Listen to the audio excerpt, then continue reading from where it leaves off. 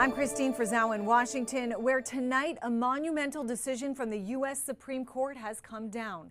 In what is a major blow to President Donald Trump, justices struck down a policy central to the president's economic agenda: tariffs.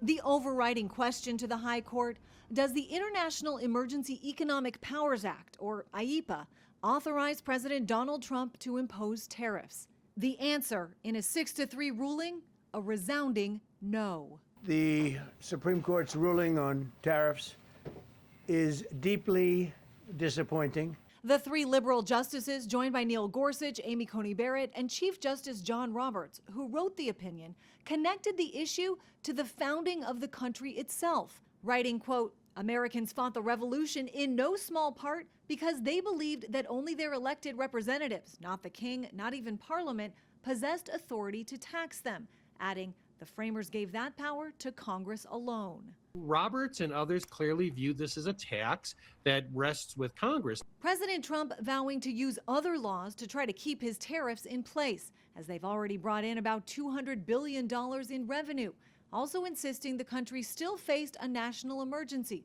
due to the influx of illegal drugs from countries like Canada, Mexico, and China, and because of unfair trade deficits. We were being ripped off by almost every single country in the world, had some massive surpluses.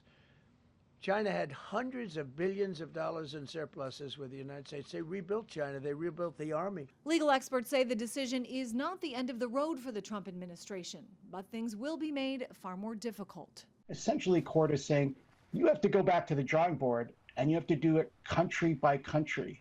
Individual countries have to be shown to be engaged in unfair trade practices or have to be shown to be a national security threat. There is a major question the Supreme Court did not answer. What happens to all the revenue already collected from tariffs? In his dissenting opinion, Justice Kavanaugh wrote those billions of dollars in refunds would have significant consequences for the U.S. Treasury.